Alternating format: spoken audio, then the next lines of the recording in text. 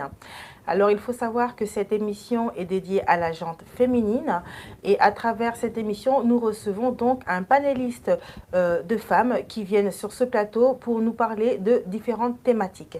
Et aujourd'hui, nous allons recevoir sur ce plateau Georgette Massing qui viendra nous faire part de sa thématique. En parallèle, nous avons notre charmante Danielle qui est là, qui va se faire un plaisir de prendre la parole et de continuer la suite de cette émission. D'accord. Alors, bonjour à tous. Comme vous le savez, on l'a déjà présenté plusieurs fois.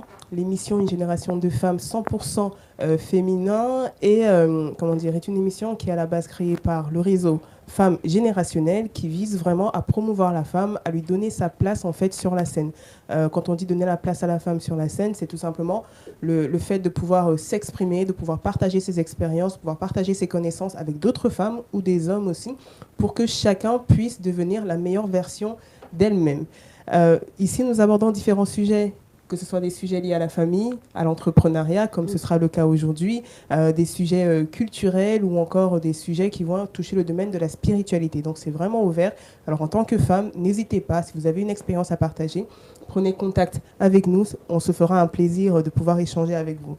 N'hésitez surtout pas aussi à nous suivre sur l'ensemble de nos réseaux sociaux, donc Facebook, LinkedIn, Twitter, YouTube, parce que c'est là en fait que vous allez pouvoir avoir toutes nos actualités et pouvoir suivre toutes les activités que nous menons au quotidien. D'ailleurs, les 2 prochains événements que nous avons, le 28 septembre, nous organisons notre business networking et notre bootcamp annuel le 1er novembre 2019. On reviendra dessus à la fin de l'émission avec beaucoup plus de précision.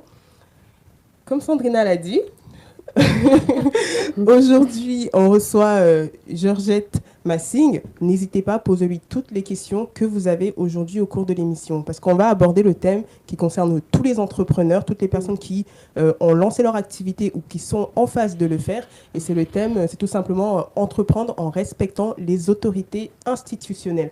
Alors, pourquoi est-ce que c'est important de créer son entreprise en respectant ces autorités? Quels sont les risques, en fait, qu'on peut subir si jamais on ne les respecte pas? C'est pour ça que Georgette Massing est là aujourd'hui avec nous. Bonjour Georgette. Bonjour Danielle. Bonjour Sandrina. Est-ce que tu peux nous présenter très rapidement ta personne, qui tu es, ton activité, pour que le public puisse mieux te connaître, s'il te plaît? Ok. En tout cas, je tenais déjà à vous remercier. Merci Danielle, merci Sandrina de m'avoir invitée. Je suis très heureuse, honorée d'être sur ce plateau aujourd'hui avec vous. Je remercie également toute l'équipe, la régie et David qui est derrière. Merci de m'accueillir sur votre plateau. Je suis Georgette Massing, je suis la représentante légale de la société GM Opti Conseil. Avec ma société, je fais de l'accompagnement en création et gestion d'entreprise. Je fais aussi de l'accompagnement en gestion des finances personnelles et professionnelles. Je suis également mère de famille et épouse. Ça, c'est une femme. Une femme accomplie et multipotentielle à tous les niveaux. Alors, en quoi consiste ton activité au quotidien? Les entrepreneurs qui viennent te voir, comment ça se passe? Quels sont les premiers besoins qu'ils émettent quand ils te rencontrent ou quand ils prennent contact avec toi? D'accord. Au quotidien, je rencontre et des futurs entrepreneurs et des entrepreneurs. Les futurs entrepreneurs, généralement, qui viennent me voir, ont un projet ou ont déjà une activité ou ont une idée de ce qu'ils ont envie de faire. Et ce qu'on va faire, c'est qu'on va déjà, premièrement, établir un cadre juridique, choisir un statut juridique, formaliser leur activité de telle sorte qu'ils ne travaillent plus dans le noir, comme on a l'habitude de le dire. On va clarifier les choses, on va les enregistrer pour qu'ils agissent de façon légale. Et par la suite, je vais les accompagner dans la gestion administrative au quotidien de l'entreprise. D'accord. Et quand tu dis de les accompagner dans le choix de leur statut juridique, c'est selon les activités de la personne, selon les besoins, s'il y a des associés ou pas Oui. Quand je les accompagne dans le choix du statut juridique, il y a énormément d'éléments qu'il faut prendre en compte. Ça sera certainement au cas par cas, parce que un futur entrepreneur qui vient et qui est seul à créer sa société, il n'aura pas forcément le même statut qu'un entrepreneur qui vient et qui a des associés avec lui. Donc, c'est vraiment au cas par cas. On prend en compte certains éléments comme le nombre d'associés, l'activité également, ça joue, le projet que la personne a à court, moyen, long terme, parce qu'en fonction du projet, on va aussi choisir la forme juridique adéquate. Parce qu'au fait, le choix de la forme juridique est un choix qui doit être stratégique. On ne se lève pas un bon matin pour prendre une SARL parce qu'on a vu sa copine le faire. On ne se lève pas un beau matin pour créer une SAS parce qu'on a vu les autres le faire.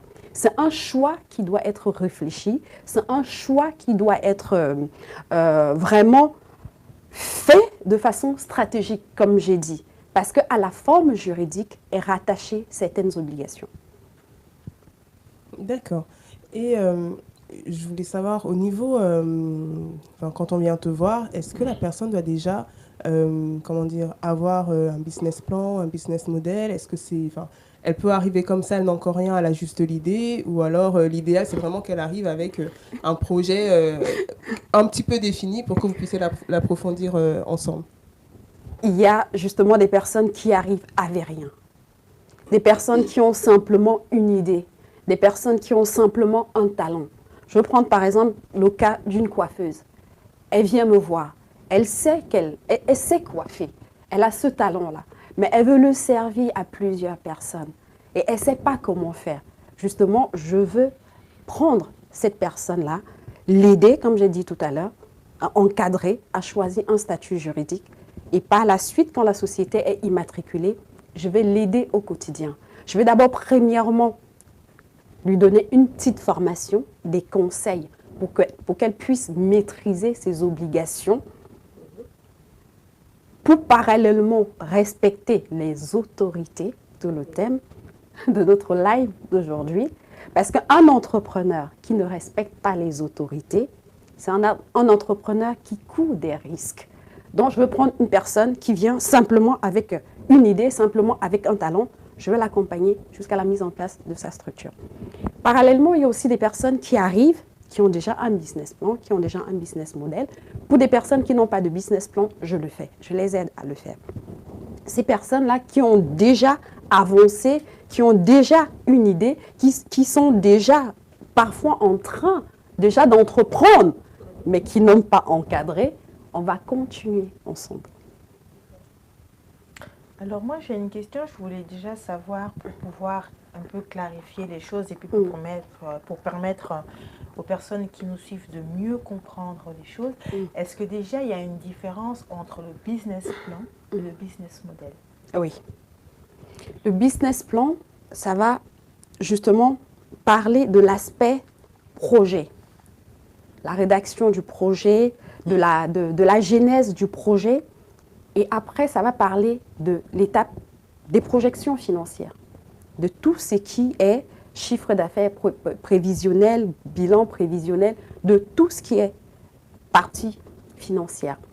Et le business model, ça va aller au-delà de ce que le business plan parle, fait allusion. Le business model va parler un peu des projets, de ce qu'on veut atteindre comme résultat, de ce qu'on voudrait avoir. Ça va venir, en quelque sorte, mettre un peu comme des bases de ce qu'on veut faire et de comment faire pour arriver, de quelle stratégie adopter pour arriver là où on veut aller. Donc le business model va être un peu plus profond, je dirais ça. Mais dans le business model, on peut toujours éventuellement regarder un peu les projections financières. On va aussi regarder, se baser, aller voir un peu la genèse des projets et tout ça. Donc le business model, je dirais il peut être un peu plus complet que le business plan. D'accord. Alors pour revenir sur notre thématique du jour, moi j'ai des questions assez clés pour permettre vraiment aux gens de comprendre, parce que parfois la notion du mot est très importante lorsqu'on définit les choses pour pouvoir permettre aux personnes de bien comprendre. On a parlé des institutions. Alors aujourd'hui, en tant qu'entrepreneur, quand on parle des institutions, parce qu'on sait qu'on est quand même dans un pays où il y a des institutions, mais là, dans notre domaine, nous, dans l'entrepreneuriat, c'est quoi exactement? D'accord. On va dire qu'une institution, en ce qui concerne l'entrepreneuriat, sera simplement une administration, administration qui est dotée de certains pouvoirs. Elle a la capacité, justement, d'affliger ou de donner, d'imposer des sanctions en cas de non-respect de certaines lois. D'accord? Donc, l'institution qui va venir justement encadrer l'entrepreneuriat, je prends le cas de la France parce qu'on est en France, il y en a plusieurs. On va avoir le greffe du tribunal de commerce, on va avoir l'URSSAF, on va avoir tout ce qui est organismes sociaux à côté, humanisme et plein d'autres, en fonction de l'activité. Donc, c'est toutes ces institutions-là qu'un entrepreneur doit respecter. Mais qui dit respect des autorités ou des institutions, dit respect des lois que prônent ces administrations-là. Respect des lois qui ont été mises en place par ces administrations-là. Donc, justement, ce qu'un entrepreneur en France devrait faire, c'est d'abord, premièrement, se documenter, avoir les informations qu'il faut, prendre connaissance de ses obligations vis-à-vis de ces institutions-là et les respecter. Parce que, comme j'ai dit tout à l'heure, ces administrations ont la possibilité de donner des sanctions en cas du non-respect de leur loi. D'accord. Alors aujourd'hui, pour une personne qui... On va parler des deux cas. On va parler de la personne qui est encore dans la projection. Celle qui est encore en projet, qui est encore dans l'esprit, dans le rêve, dans la gestation. Cette personne-là, aujourd'hui, veut se lancer dans l'entrepreneuriat. Alors, si cette personne-là vient te voir, quel que soit le secteur d'activité, on n'est pas là pour définir, mais il y en a plusieurs. Quelles sont les premières choses que cette personne-là est censée faire concrètement? D'accord. Quelqu'un qui a simplement une idée, comme tu viens de dire, et qui veut se lancer dans l'entrepreneuriat, je dirais à la personne de commencer par avoir le statut juridique. Commencer par immatriculer son entreprise. Parce qu'on ne peut pas entreprendre dans le flou. Tout ce qui est obscur ne prospère pas. On parle parfois du travail illégal, du travail au noir. Mais il y a énormément d'entrepreneurs des personnes qui entreprennent, qui vendent des prestations, qui vendent des produits, mais qui ne sont pas encadrés juridiquement, qui ne sont connus d'aucune administration française. Donc, une personne comme celle-là, Sandrina, je dirais qu'elle doit d'abord commencer par formaliser son entreprise, immatriculer son entreprise et avoir son numéro de sirène. Ça, c'est la première étape.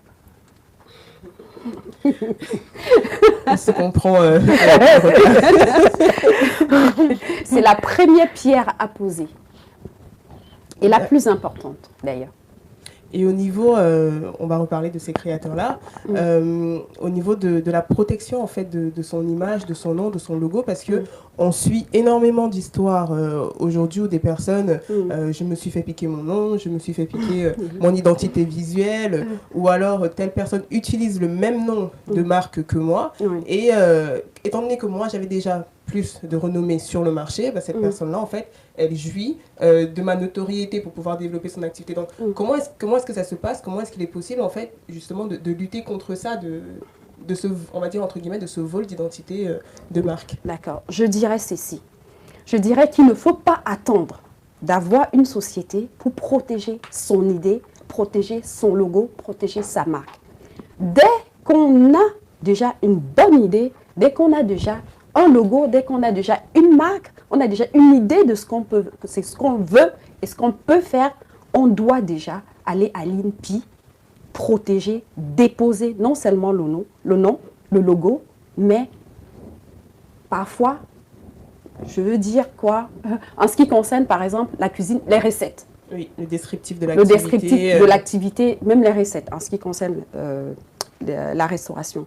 Donc, il ne faut pas forcément attendre d'avoir immatriculé une société pour protéger son activité, protéger sa marque, protéger un logo. On peut bien être une personne lambda, avoir déjà un projet à long terme, un projet qu'on va réaliser dans 5 ans, mais on est déjà un peu avancé sur le nom, sur l'activité et sur son logo. C'est des choses qu'on peut aller déposer en tant que simple personne physique. Donc, je voudrais vraiment que ça soit clair. Moi, toujours dans le souci des personnes qui nous suivent, Bien c'est sûr. quoi l'INPI? Parce que c'est important de... Et puis, déjà, oui, c'est quoi C'est l'INPI? une Et en même institution. temps, est-ce qu'il y a d'autres organismes par lesquels on peut passer Non, regarder en les- France, c'est le seul D'accord. organisme par lequel on peut passer pour protéger son logo. Et toi, sa tu marque. conseilles justement les entrepreneurs, est-ce que tu les conseilles dans cette démarche en fait, de protection de leur marque, de leur logo Oui, de leur activité? c'est important, Daniel. Tout à l'heure, tu as dit qu'il y a des personnes qui se réveillent un beau matin et commencent à se plaindre, tel m'a volé mon idée, tel m'a volé ma marque, tel m'a volé mon logo. Mais c'est justement parce que la personne a eu l'idée, certes, mais elle n'a pas pensé à aller protéger son idée.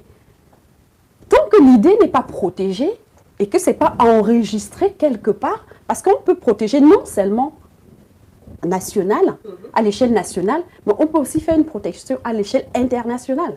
Quand on a une bonne idée, il faut s'élever rapidement le matin pour aller protéger l'idée. J'ai une question.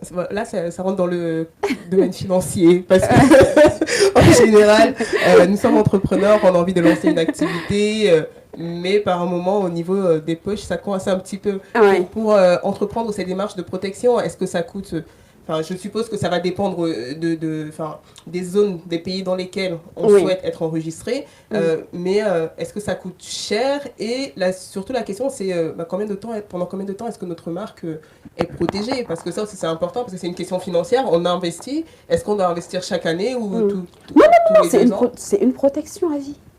D'accord. C'est une protection à vie. Et est-ce qu'à Et partir du moment où on a protégé donc finalement ce savoir, notre Oui. logo, ses connaissances, ou en tout cas ce projet qu'on a, Oui. est-ce que ça reste régi simplement à l'ensemble du territoire national ou aujourd'hui ça va se faire sur le plan international? On peut faire le choix, justement, Sandrina, comme je disais tout à l'heure, on peut faire le choix de protéger à l'échelle nationale et aussi à l'échelle internationale. C'est important Ça se passe de en savoir 2 ça. étapes. Oui. Oui, ça se passe en 2 étapes. Ceux qui sont en France, d'abord, une protection nationale. Et quand la protection nationale est validée, on peut faire une protection internationale. Comme ça, on est sûr que voilà, une belle nana à Abidjan ne va pas nous piquer notre idée. Ne va pas piquer notre idée. Ça peut arriver que même en France, ayant déposé, par exemple, ayant protégé notre marque, qu'on ait des personnes qui nous volent notre idée. Mais à ce moment-là, on a ce qu'il faut pour faire un recours légal. Oui. On a une base légale pour faire un recours. Et c'est très vrai. Comme tu viens de dire, oui, on a une base légale pour faire un recours parce qu'on a vraiment cette possibilité de prouver Oui. que nous avons effectué les démarches en fait pour protéger notre société et donc la personne qui est en train de venir, si elle arrive après nous, à part si elle a créé son activité bien avant nous, mais si on a créé avant, le fait d'avoir fait toutes ces démarches-là, ça nous permet vraiment de nous protéger et de lutter contre les usurpations d'identité qui sont assez fréquentes actuellement. Mais j'avais entendu, si je ne me trompe pas, que en ce qui concerne les enregistrements au sein de l'INPI, donc ça déjà, comme tu le dis, il faut absolument le faire. Au niveau des tarifs, oui, ça va dépendre des zones qu'on cible, mais il me semblait que ça durait 10 ans et après il fallait effectuer un renouvellement. Donc c'est... D'après ce que j'ai compris, c'est tous les 10 ans en fait, qu'il faut effectuer un renouvellement lorsqu'on protège sa marque. On va aller chercher On va aller chercher, oui. On va vous répondre, à cette question un peu Je plus pense à précisément. ma connaissance, mais je préfère mettre des guillemets, Ouais. mais je pense que c'est tous les 10 ans. C'est tous les 10 ans. Ouais, Ouais. je pense. Mais C'est tous les on 10 ans. reviendra quand même avec quelque Exactement. chose de voilà, de plus précis, dans les commentaires mais avec je pense petit lien, que c'est tous les 10 ans ouais. où il faut renouveler ses droits, sa connaissance et puis se mettre à jour selon le marché actuel du moment, de l'époque et ainsi de suite. D'accord, okay. Bah, merci. On va quand même chercher le lien, on va vous mettre ça dans les commentaires. Ouais, c'est important. Si on entre, tout à l'heure, tu étais en train de parler de ces personnes en fait qui créent une activité mais qui travaillent au black. Oui. Ces personnes-là, bon, je sais que parfois on n'a pas vraiment conscience. On sait qu'on est en train de travailler au black, mais on n'est pas conscient de tous les risques que cela peut générer derrière. Quels sont les risques que ces personnes-là peuvent encourir, juste le fait de développer des activités comme ça au black? D'accord. Je dirais que, par exemple, quelqu'un qui travaille déjà, qui a déjà un travail fixe, qui travaille déjà en tant que salarié et qui, parallèlement, à côté, achète des produits, revend autour d'elle, c'est vrai qu'une personne comme ça aura rarement des contrôles. Mais au cas où la personne a des contrôles, c'est du travail dissimulé. Premièrement, c'est du travail dissimulé. Écoutez très bien. C'est très important. C'est du travail dissimulé et la personne, c'est l'État qui décidera. Je vais prendre un cas que j'ai actuellement, une personne que je suis. C'est une personne qui a certes créé son entreprise, mais elle n'a jamais fait de déclaration de TVA. Elle n'a jamais envoyé ses comptes au Trésor public. Elle n'a jamais payé d'impôt sur les sociétés. Elle n'a jamais payé de CFE.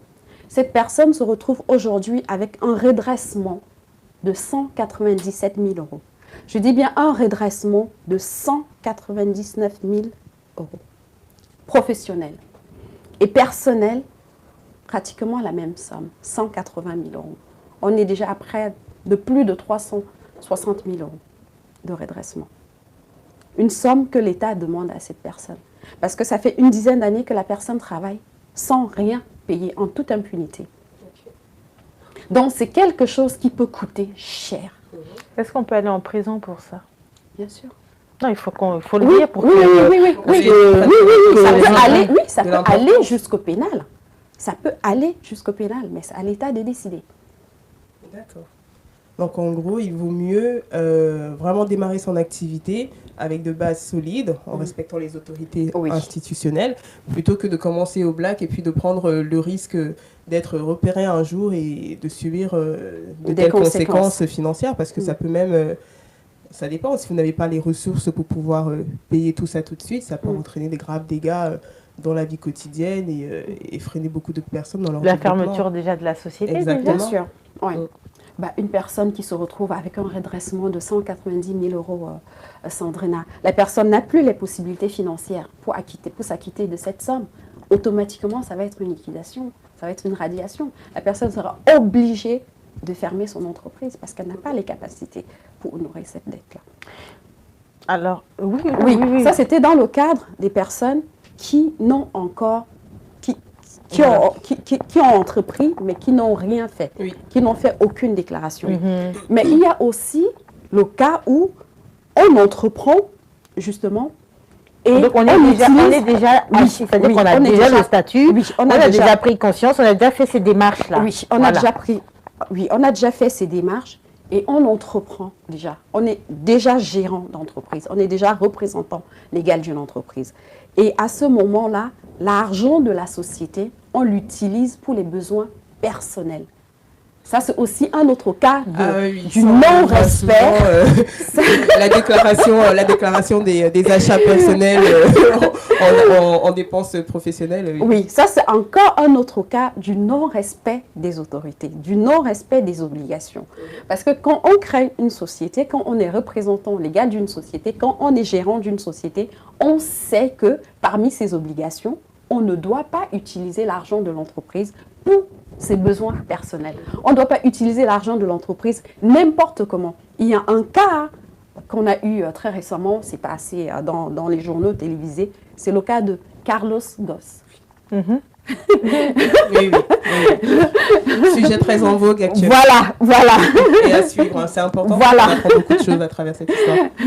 Le big boss de Renault-Nissan qui a utilisé l'argent de l'entreprise pour éponger ses dettes personnel. C'est simplement un abus de biens sociaux. On a bien vu qu'il avait été emprisonné. C'est quoi un abus de biens sociaux? Justement. Pour ceux qui nous écoutent. Justement, un entrepreneur. Quand on devient entrepreneur et qu'on opte pour une forme juridique, ça veut dire qu'on a créé sa société. Là, déjà, la société n'appartient pas à l'entrepreneur. Même si on est à la tête, même si on est l'initiateur du projet, la société ne nous appartient pas. C'est un bien social. Donc, en tant que bien social, l'entrepreneur n'est que le représentant légal. Il n'est que le gérant. Il ne doit en aucun cas utiliser l'argent, par exemple, de l'entreprise pour se payer des vacances aux Bahamas. Il ne doit en aucun cas utiliser l'argent de l'entreprise pour aller chez Louis Vuitton s'acheter des sacs de marque. Ou se construire des maisons personnelles. Ou se construire des maisons personnelles. Ou se nourrir au quotidien, tout simplement aussi. Parce que Non, là, on parle de grandes choses. non. Se nourrir au quotidien, ça c'est discutable. peut- Il y a des cas où l'entreprise peut prendre en charge. Ça c'est discutable. Donc, c'est l'utilisation de l'argent de l'entreprise à des fins personnelles. C'est ça l'abus de biens sociaux. Et c'est puni par la loi. L'amende peut aller jusqu'à 3 750 000 euros. Ah oui. Ah oui. Ah oui. 5 ans d'emprisonnement. Ça montre vraiment l'importance de faire attention à tout ce qu'on entreprend, tout ce qu'on met sur pied. Ouais. Et justement, je parle d'un entrepreneur. Oui. Déjà, comment dire, oui, en tant qu'entrepreneur, on sait qu'on a un compte bancaire Oui. qui est parfois, en général, on utilise le compte courant pour toutes les activités. Donc, il y a les paiements personnels qui entrent dans ce compte-là et aussi tous les paiements de l'activité professionnelle qui entrent dans ce compte-là. Quel est le conseil en fait qu'on pourrait donner aujourd'hui à ces entrepreneurs-là pour pouvoir bien distinguer les deux et ainsi quand on a des rappels de l'État pour pouvoir se mettre à jour de ses cotisations, le faire de la façon la plus simple possible sans se perdre et sans confondre les rentrées financières, même si c'est un seul compte qu'on utilise pour les deux activités. Ok, Daniel. C'est une très bonne question, mais je voudrais apporter une petite précision. Le seul cas où on peut utiliser le compte personnel comme compte professionnel, c'est le cas où on est entrepreneur individuel, pour les auto-entrepreneurs. Ce n'est que dans ce cas-là que l'État autorise. Mais maintenant même, c'est conseillé d'avoir un compte professionnel, même si on n'est que auto-entrepreneur, d'avoir un compte professionnel à part et un compte personnel à part, pour bien séparer les deux. De telle sorte que les revenus de l'activité aillent dans le compte professionnel et les revenus personnels aillent dans le compte personnel. Et justement, quand les choses sont bien séparées, là, on peut savoir, on peut faire le point sur ces comptes. On peut savoir ce qu'on a dans les comptes, on peut savoir ce qu'on peut payer, parce que quand tout est mélangé, on se sert pour tout et n'importe quoi. Et après, quand l'État vient pour se servir, il n'y a plus rien. Donc, il faut vraiment bien séparer le compte professionnel et personnel, même pour les auto-entrepreneurs. C'est important. Donc voilà le petit conseil du jour. N'hésitez pas, séparez bien vos comptes. Et au niveau de l'engagement, par exemple, je crée ma société, oui, j'investis, je mets mon petit capital de base et tout. Demain, ma société fait faillite. Oui. Est-ce que l'État va venir, je dis l'État, est-ce que l'État va venir, prélever dans mon compte courant directement pour payer ma dette, ou alors il y a des façons, je ne vais pas dire d'échapper à ça, mais est-ce qu'on dépend, je sais pas comment poser indéfiniment de sa la société, responsabilité, voilà, ça c'est oui. Justement, je pense que je pense que ta question va dans les limites des responsabilités de l'entrepreneur. C'est ça. Justement. Et justement, il faut délimiter les responsabilités à la création de l'entreprise. D'où encore le bon choix du statut juridique. Parce qu'il y a des sociétés où, en tant que représentant légal ou simple associé, on est responsable indéfiniment des dettes de la société. C'est le cas des SNC, des sociétés à nom collectif. C'est généralement des sociétés que les personnes qui sont en profession libérale créent. Dans ce genre de société, même si on est associé qu'à 20%, un créancier à qui on doit 50 000 € est en droit de venir poursuivre un ou l'un des associés. Donc, il peut ne pas poursuivre tous les associés, il peut cibler un associé qui poursuivra pour sa dette de 50 000 €. Est-ce que vous comprenez un peu? Parce que là, justement, dans cette société, les responsabilités ne sont pas limitées. On va prendre par exemple le cas d'une EIRL, une entreprise individuelle à responsabilité limitée. Là, vraiment, les responsabilités seront vraiment limitées à ce qu'on a mis dans la société ou à ce qu'on a choisi de mettre au profit de la société. Et dans la SARL, c'est vraiment c'est bien figé. Ou dans les SAS, c'est bien figé. La responsabilité de l'entrepreneur ne sera qu'à hauteur de ses pas dans la société. Donc même en cas de faillite de l'entreprise, là, c'est une faillite qui est liée à la personne morale. La société en elle-même est une personne morale. Et maintenant, le représentant légal ou le gérant est une personne physique. Donc, l'État, sauf en cas de mauvaise gestion ou d'abus de biens sociaux, l'État n'ira pas chercher dans la vie de l'entrepreneur, n'ira pas dans le compte personnel de l'entrepreneur prendre de l'argent parce que dans le compte pro, il n'y en a pas assez. Je pense que c'était ça ton idée. C'est exactement ça. Rassure-toi. Des fois, on a un petit peu peur. On se dit, on ne sait jamais si je fais faillite. Est-ce qu'on va prendre dans mon compte courant D'accord, ok. Très bien. J'ai une autre question aussi, justement, concernant nos comptes bancaires, donc c'est-à-dire le compte particulier et le compte qui est lié à la société, le compte professionnel. Alors, quand il y a des transactions qui se font, c'est important qu'on puisse le savoir parce qu'à un moment donné, l'État va aller regarder tout ça, la clairvoyance, voir à peu près comment le compte fonctionne. Mais s'il y a souvent, comme elle dit, comme on vient de dire tout de suite là, que l'État constate qu'il y a des mouvements, est-ce qu'il faut garder des justificatifs? Est-ce qu'il va falloir qu'on explique pourquoi il y a toujours ce mouvement, hormis le salaire? Parce que peut-être qu'on est entrepreneur et que finalement on est salarié à côté. C'est-à-dire qu'on se paye, on s'auto-paye parce qu'on peut être son propre patron, mais dans ce propre patron, on se fait un salaire qui sera dans les règles. Donc du coup, cette écriture bancaire va être écrite, mais toutes les petites choses à côté, qu'on parlait de biens sociaux et tout ça là, parce qu'il faut le dire, parce que parfois il y a des moments, on fait des choses, on ne se rend pas compte, on voit que dans le compte société il n'y a pas, mais dans notre propre compte il y en a, et on se dit bon tiens, on va payer telle salle avec l'argent qui va venir de notre propre compte, mais les écritures restent, donc c'est important d'en parler tout ça. Là on va toucher dans le côté de la gestion de la caisse de l'entreprise. Aïe, aïe, aïe. Ça fait mal. Donc, Sandrina, justement, je dirais ceci. Je veux paraître un peu stricte, mais c'est la chose à faire. Chaque sortie de trésorerie de la caisse de la société doit être justifiée. D'accord. Chaque centime qui sort du compte bancaire de la société doit être justifié. Pas une facture. Ça veut dire que j'ai 10 000 € dans mon compte professionnel. Si je sors 5 € du compte professionnel, je dois justifier ces 5 €. Parallèlement, je dois avoir des justificatifs. Quand on devient entrepreneur, on doit changer de mentalité. Chaque fois qu'on dépense de l'argent, surtout quand il s'agit de l'argent de la société, automatiquement, on doit penser à prendre un justificatif. Parce qu'en gestion, on dit que qui peut voler 1 euro, peut voler 1 million d'euros. Donc, même quand l'État vérifie, il va aller jusqu'à te demander les justificatifs d'1 euro, d'1,50 €, toutes les sorties de caisse de la société.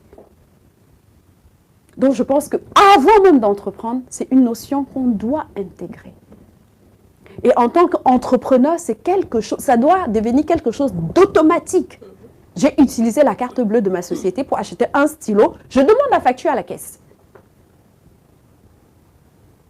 Et après, s'il y a des mouvements du compte professionnel vers le compte personnel, il faudra que ça soit justifié. Parce qu'il peut avoir ces mouvements-là. Pour un salaire, justement. Parce que l'entrepreneur est son propre patron. Ça peut être aussi pour un remboursement de notes de frais. Parce que l'entrepreneur peut utiliser son argent personnel pour des achats professionnels. Et là, on établit une note de frais. Et il y aura un virement du compte professionnel vers le compte personnel. Mais ceci dit, c'est toujours justifié. Je ne sais pas si là-dessus tu es rassurée. Ah non, tout à fait. Ah, oui, oui, oui, oui, oui. Non, parce que c'est la clairvoyance, c'est important. Non, mais c'est vrai, hein, c'est très, très important. On entend souvent des entrepreneurs, on dit souvent les 2 premières années, d'ailleurs, je voulais par ricochet en arriver à là, c'est ce qu'on entend hein, dans le jargon, qu'on dit toujours que non, quand on est entrepreneur, ce sont les 2 premières années où on peut se permettre et après finalement on voit qu'au bout de 2 ans, 3 ans, finalement bah, l'entreprise elle tombe alors que les 2 premières années, parfois l'entreprise fonctionnait convenablement bien, mais en fait c'était en fonction parce que on respectait peut-être pas forcément les choses où l'État était très calme et au bout de 2 ans, bah, on commence à demander bah, justement des comptes et autres et tout ça. Donc voilà pourquoi je pose toutes ces questions parce que c'est important. Là, on a la possibilité d'avoir une personne qui a cette expertise-là et c'est important justement, comme on promouvoit l'entrepreneuriat, d'en parler, de dire toutes ces problématiques que l'entrepreneur peut avoir parce que ceux qui sont salariés, bon, bah, ils ont déjà toutes ces personnes qui s'en occupent alors que là, quand on est son propre patron, c'est important de savoir toutes ces choses-là. Comme elle l'a dit, il faut vraiment avoir une mentalité vraiment transformée, changée et de bien dissocier le travail, l'argent, et c'est important finalement. Oui, très très important. Parce que je dirais que plusieurs sociétés font faillite, pas par manque de clients, pas par manque d'expertise, mais la plupart du temps, par mauvaise gestion de la trésorerie, justement.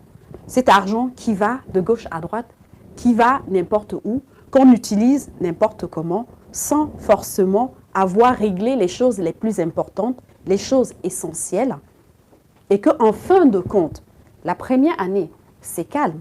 C'est après l'élaboration du premier bilan que, bon, l'État, en fonction des délais, des deadlines, l'État va se rendre compte que, voilà, là, on est fin juin et cette société n'a pas fourni de bilan ni rien du tout. On n'a reçu aucun paiement de CFE, on n'a rien reçu. Là, l'État va se réveiller et envoyer justement des relances.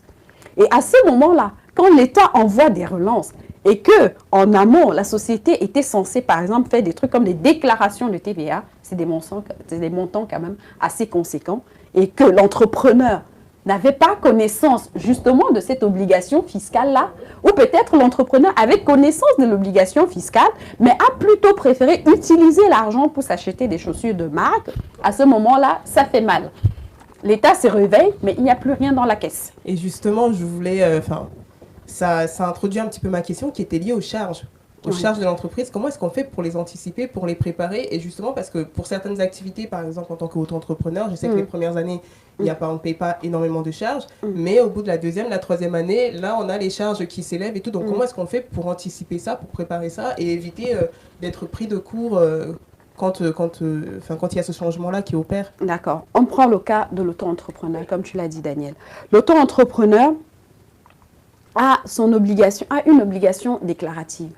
C'est la déclaration de son chiffre d'affaires. Soit il opte de le faire mensuellement ou trimestriellement. Quand l'auto-entrepreneur, il déclare son chiffre d'affaires tous les mois, automatiquement, il paye ses cotisations. Donc, il ne cumule pas. D'accord? Il ne va pas attendre 1 an, 2 ans pour se retrouver à... Voilà. Donc, il faut déjà que l'auto-entrepreneur fasse des choses correctement dès le départ, dès son immatriculation.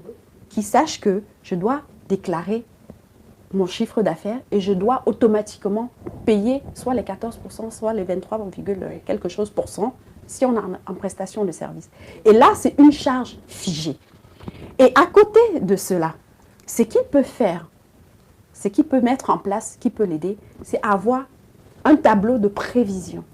D'accord? Dans ce tableau de prévision, il peut se poser et lister ses charges. D'accord? Lister ses charges. Là, lister ses charges et mettre ses entrées.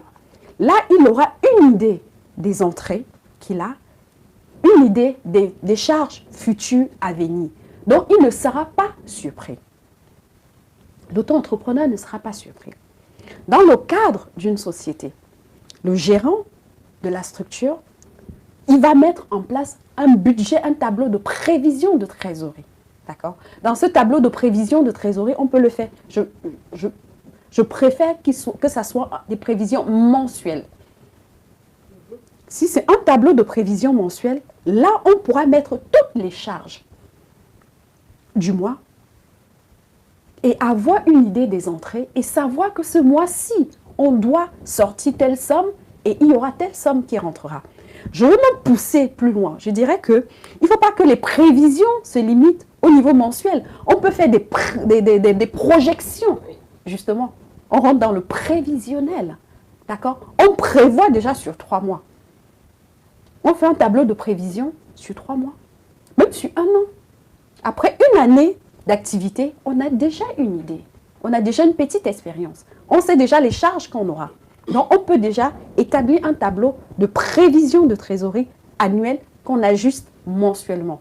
Ça permet d'être toujours au courant. Ça permet d'éviter les surprises et d'anticiper les dépenses. D'accord. Alors, une question? oui, moi j'ai une question parce que c'est très technique.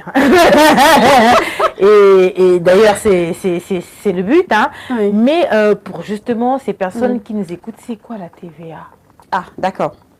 J'ai trois petites questions comme ça. La TVA, cotisation, numéro d'immatricule. Oui. Vraiment brièvement, hein, parce que je sais qu'on n'a pas le temps. Et qui paye la TVA, parce que ça aussi c'est très important. D'accord. Voilà. Il faut comprendre Voilà. qui paye la TVA. Exactement. C'est quoi la TVA? La TVA, c'est la taxe Et la sur prévision valeur. aussi. Ouais. Voilà. La taxe sur la valeur ajoutée. Qui paye la TVA? C'est l'entreprise, la personne morale qui paye la TVA. Ce n'est pas une personne physique. C'est vrai que la personne physique paye en finalité. Mais aujourd'hui, les personnes qui sont soumises à déclaration de TVA, c'est des personnes morales, c'est des entreprises. À l'immatriculation de la société, il y a des options. On doit choisir des options. Soit on opte pour une déclaration mensuelle de TVA, trimestrielle ou annuelle. Donc, on se dit, en fonction de son activité, si on vend par exemple des vêtements, on sera environ à 20%. Si on vend des livres, ça peut être 5% ou 2%. Mais vraiment, si on est prestataire de service, la TVA sera de 20%. Ça veut dire quoi? Ça veut dire que l'entrepreneur, à chaque fois qu'elle va vendre, à chaque fois que l'entrepreneur fera ses factures de vente, elle devra rajouter les 20% de TVA qu'à ce moment-là, elle sera en train de collecter. D'accord? Ça, c'est la partie où l'entrepreneur vend ses prestations de services et collecte la TVA. Et il y a aussi la partie où l'entrepreneur dépense, achète des prestations de services ou achète de la marchandise. À ce moment-là, quand l'entrepreneur achète, elle achète TTC. Donc, la TVA est greffée dessus. Et là, quand elle achète, sur ses factures d'achat, il y a ce qu'on appelle la TVA déductible. Donc, elle va faire...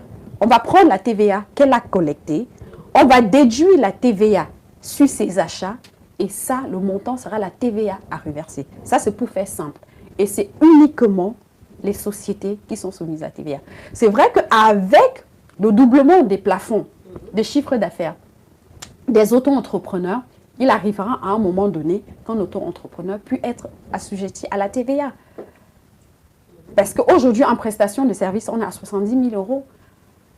Et en vente de marchandises, on est à près de 140 000 euros. Ça veut dire qu'arriver à près de 40 000 euros de chiffre d'affaires, quand on dépasse déjà les 35 000 euros de chiffre d'affaires, automatiquement, on est assujetti à la TVA. Donc voilà, les personnes qui sont assujetties à la TVA. Sandrina parlait de cotisation, la CFE, la cotisation foncière des entreprises. C'est une cotisation qu'on paye une fois par an. Une entreprise qui est immatriculé, on va dire en milieu d'année, en année en cours. C'est vrai que la première année, généralement, on n'est pas très soumise. Mais l'année qui suit, une entreprise qui a travaillé toute une année, au mois de décembre, doit reverser la cotisation foncière des entreprises. Et c'est une somme qui est calculée par l'administration fiscale. Je ne sais pas si... Ah oui, tout à fait. C'est une autre question technique. Je pense que c'était prévision. On a parlé. Voilà. Voilà. Okay, tout simplement expliquer vraiment brièvement, hein, parce que c'est tout ce qu'elle est en train de nous dire, c'est vraiment très technique. Et là, en une heure, on peut pas rentrer, parce qu'on peut parler de la TVA pendant des jours et ainsi de suite. Mais là, on essaye quand même de vous donner des brins, des notions pour que vous puissiez savoir dans quoi vous vous engagez. Et puis, bien évidemment, par la suite, lorsque vous serez dans l'action, c'est de vous rapprocher des personnes compétentes pour vous accompagner dans ce projet. Alors, prévision. C'est prévoir. Les prévisions, c'est quelque chose, on anticipe. D'accord. Tout à l'heure, j'ai parlé des prévisions de trésorerie, du budget de trésorerie, d'établir un prévisionnel dans la trésorerie. Ça veut dire, aujourd'hui, on est samedi. Nos prévisions, ça va être dans les dates à venir. Donc, c'est quelque chose à venir. C'est les dépenses à venir. C'est les recettes à venir. C'est tout cela qu'on appelle prévision. Et il faut essayer de condenser ça dans un tableau. Il faut le mettre dans un tableau. Ça serait un peu comme une sorte de tableau de bord. On sait ce qu'on a, on sait où on va, on sait ce qu'on aura, on ne sera pas surpris. Et d'ailleurs, je pense que ce tableau, il est très important. Je crois que c'est sur 3 à 5 ans qu'il faut déterminer son prévisionnel. Et c'est très important, notamment lors des demandes de levée de fonds ou alors des demandes d'emprunt bancaire, parce que voilà, des demandes de financement. Parce que quand vous allez aller voir votre conseiller, ok, vous avez toute la partie rédactionnelle qui va l'intéresser, mais c'est son retour sur investissement. Alors moi, j'ai encore une autre question. La priorité. Alors je ne sais pas, du coup, finalement, c'est quoi un levée de fonds?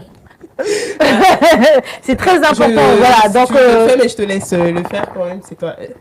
Les levées de fonds, c'est pour généralement, c'est les startups, c'est des entreprises qui se lancent, qui n'ont pas les fonds nécessaires et qui vont faire appel à d'autres personnes, aux entreprises ou aux particuliers pour avoir les fonds nécessaires pour réaliser leur projet.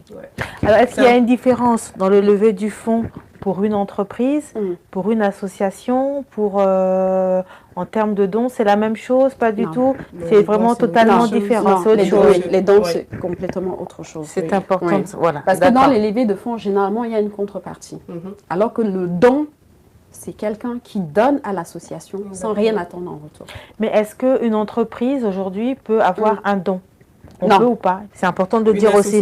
Une association, une entreprise, non. Donc une entreprise aujourd'hui, en tant qu'auto-entrepreneur, quelqu'un ne peut pas venir te donner de l'argent en te disant tiens, ça c'est pour toi. Non, il faut que voilà. Non, c'est parce qu'en fait, l'association, c'est une organisation à but non lucratif.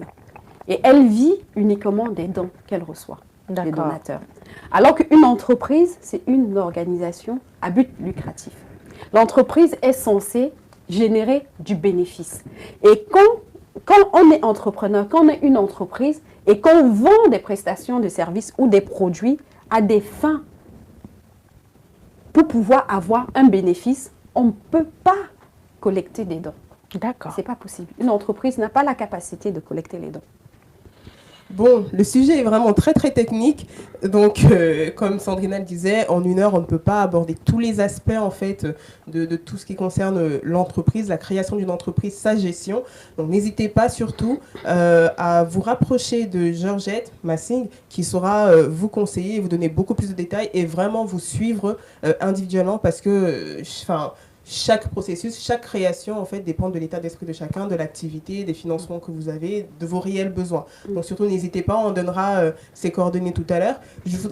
On avait une question d'un auditeur qui voulait savoir, en France, bon, aux États-Unis, on l'a déjà vu, des jeunes à partir de 10 ans qui disent oui, j'ai créé mon entreprise, mais à partir de quel âge est-ce qu'on peut vraiment créer une entreprise? Est-ce qu'on peut créer une entreprise à tous les âges? Non. En France, il faut attendre à peu près 16 ans. Même là, à 16 ans, on a un représentant légal. On a un représentant légal. Donc, aujourd'hui, un jeune ne peut pas vraiment se lever tout seul pour créer une entreprise. Il sera sous la tutelle d'un représentant légal, ses parents.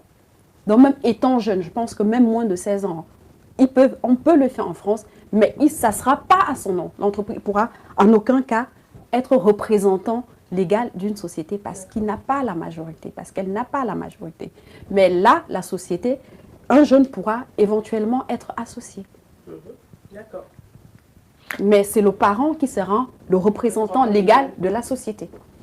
Alors moi, j'ai une question, là, je voulais simplement savoir, en peu de temps, succinctement, pour entrepreneur à ce moment-là, en porteur de projet, celui qui est déjà bien assis, si aujourd'hui tu devais conseiller toutes ces femmes qui vont nous suivre, aujourd'hui, quels sont, on va essayer de refaire un petit récapitulatif, hein, mais vraiment les grands axes, parce que vraiment c'est au cas par cas, c'est en fonction et en fonction, mais vraiment les grands axes qui sont indélébiles, ceux qu'on ne peut pas faillir, ceux qui sont vraiment importants pour tous.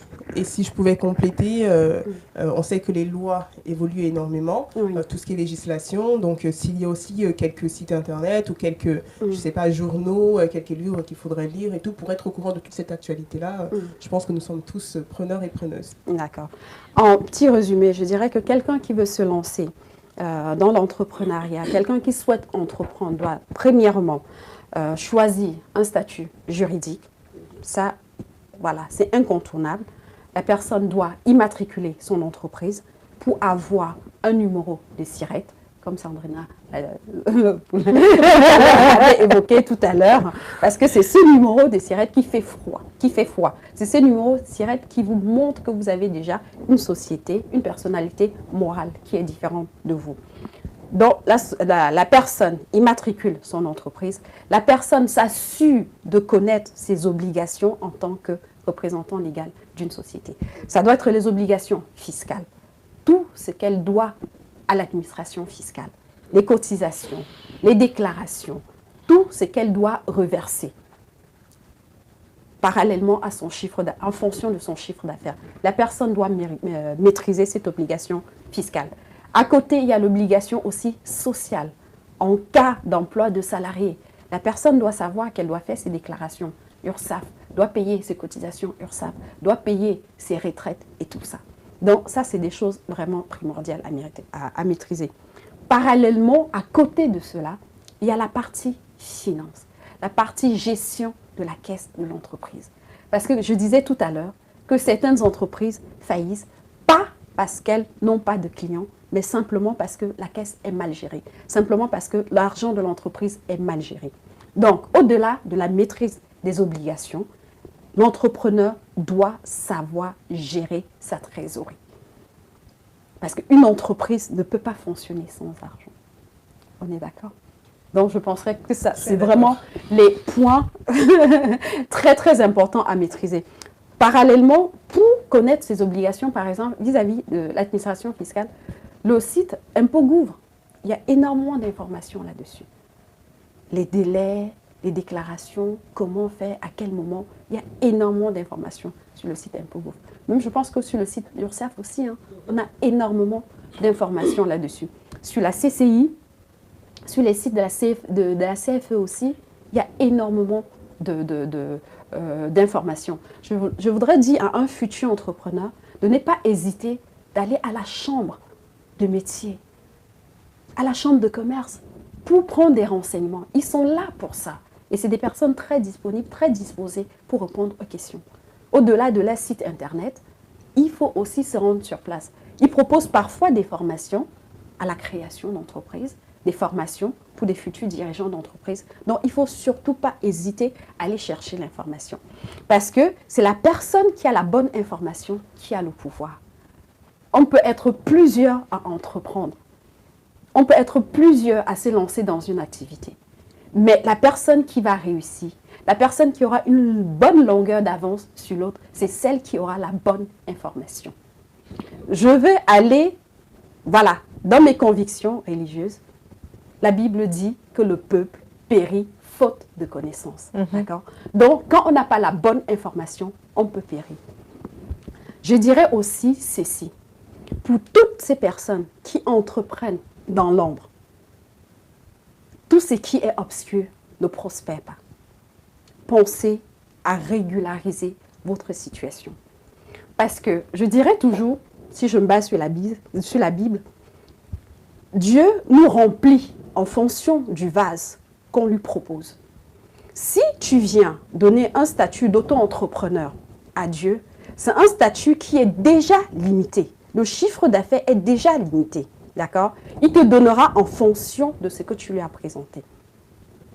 Et Dieu lui-même nous demande de respecter les autorités parce que les autorités ont été établies par lui.